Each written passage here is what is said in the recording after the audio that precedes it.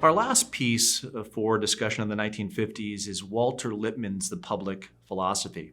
I think with Lippmann's piece, The Public Philosophy, all things are kind of wrapped together in a nice conclusion in our study of this decade, this very important decade after World War II. So let's retrace our steps a little bit here. We started from the idea that we knew after World War II that we wanted a great amount of material success. We wanted to work towards the material betterment of our society. So enjoying consumer goods, having children, buying homes, all the rest, on one level was a wonderful thing for Americans. We realize, however, that there's a cost, right, to that focus on material well-being. We see the cost of that focus on material well-being both in the Mad Men clip and in the description of American life given to us by Percy and the moviegoer.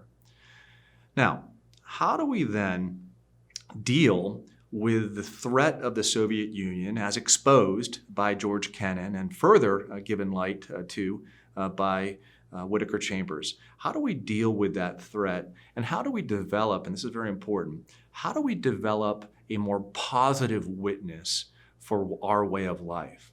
How are we going to move beyond simply just holding it all together with the almighty dollar, holding it all together with material well-being?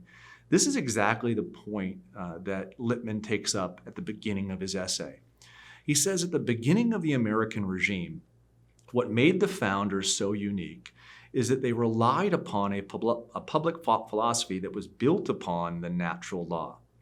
They believed that if we look to nature or nature's God, we could have a sense as to what was right and wrong. We could have a sense as to the proper role of government. We could have a sense as to what we ought to be doing as citizens. But as you move forward in American history, something changes to the American regime. First, it becomes more democratized. Secondly, it becomes industrialized. And in the 20th century, we see American society become internationalized. So democracy, industry, and internationalization change the way that we view ourselves. And what Lippman tells us is that all of those changes have produced a much more individualistic American. Americans care about their individual rights. They care about their individual pursuit of happiness. They want this more than anything else. And it's good. It's good when times are good and you don't have a threat to be able to pursue your individual good. But what about when things get rough, when times get tough? How then is society held together? What is the glue that can hold a society together? And what Lippman feared in the 1950s is that we did not possess at that time a public philosophy, a sense of public norms, a sense of what morality is that could hold individuals together. And he thought that it would be essential for Americans, if we were going to continue the good times of the 1950s, if we were going to continue the happy days of the 1950s, to develop this societal glue. You need something higher to hold you together. You need a sense of right and wrong to hold you together. So where does Lippman turn to for this sense of right and wrong, this higher good? He turns to philosophy.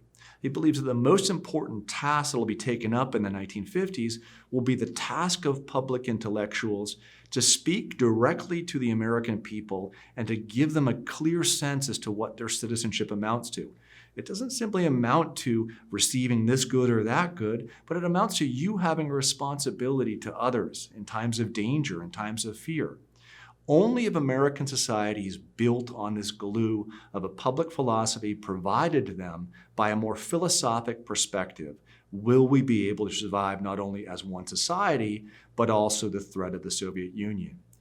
Basically, like Whittaker Chambers, what Lippman is suggesting to us is we need to know why we have the faith that we do in our society. Without it, our society becomes turbulent, which is exactly what will take place as we move towards a much more dangerous decade of the 1960s. Thank you.